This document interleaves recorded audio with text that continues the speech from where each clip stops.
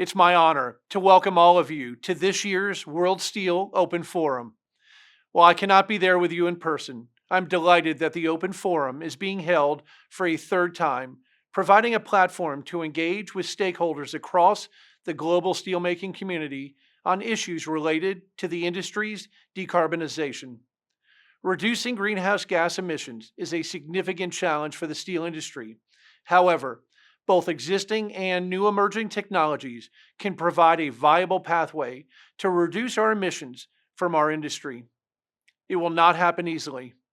Many factors need to come together for our industry to be successful, which is why it's important to have gatherings like this one to share ideas and discuss how the transition to decarbonization can be realized.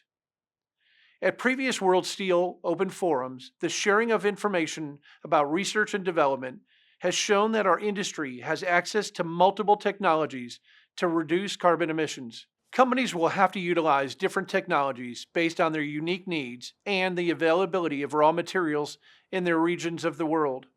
By being proactive, we have seen incredible progress in just a few short years across a number of technologies. Possibilities we could have hardly dreamed about just a decade ago are now becoming a reality. A significant amount of this progress is a result of investments and partnerships our industry has made to drive decarbonization forward. The pace of development and the range of technologies being explored make the information exchange at forums like this a critical necessity. We also know that as an industry, we cannot reach our decarbonization goals on our own.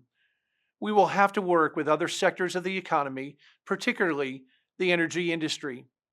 As large energy users, we need to work directly with our energy suppliers to see how they can help us reduce our emissions while maintaining a reliable, affordable 24-hour supply of energy. The needs of steel companies and others in the industrial sector are prompting many countries to look at clean energy technologies, such as advanced nuclear, that will have the ability to provide baseload, carbon free energy. The energy industry can also be a helpful partner in other areas of decarbonization, given their expertise and scale. For example, Nucor is working with ExxonMobil on a carbon capture and storage project in the United States at one of our DRI facilities that will enable us to produce DRI with 80% less greenhouse gas emissions than traditional blast furnace iron production. Partnerships like these will be key to our industry's success in decarbonizing our operations. Our decarbonization discussions to date have also focused on areas where coordinating approaches across the industry would be helpful. Coordination and cooperation are particularly important when it comes to measuring greenhouse gas emissions and reporting reductions in a manner that is transparent and verifiable. The next phase of our talks, which will hopefully begin with this third open forum, should focus on coordinated approaches to regulatory and policy issues. Governments around the world are already discussing and, in many cases, adopting policies impacting carbon emission reductions. These include policies around trade, government procurement, and establishing emission standards for steel products. While this group cannot solve the complex policy issues, we should be aware of the policy challenges and advocate for a common set of best practices in key areas across regions. It is important that there be a common measurement standard for calculating greenhouse gases and for demonstrating progress is being made in this regard. Reliable information about emissions from various products and standards that accurately establish low carbon steel, incentivize its use, are very important.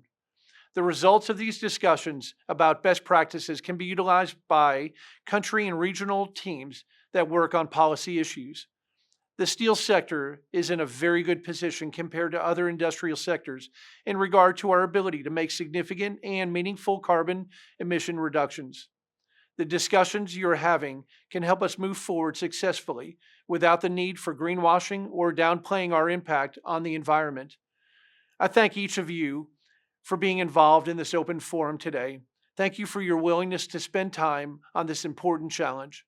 World Steel is already playing an important role as a mediator in addressing these issues, and their participation in this forum of representatives from across the steel supply chain is helping with those efforts. We have an opportunity to create a clear roadmap of where our industry is going in its decarbonization journey and accountability for how we plan to get there. I hope your discussions over the next 2 days will be both informative and constructive. Every modern economy throughout the world will continue to need steel, and I am confident that by working together and sharing ideas, we can create a steel industry that is both sustainable and prosperous for generations to come. Thank you.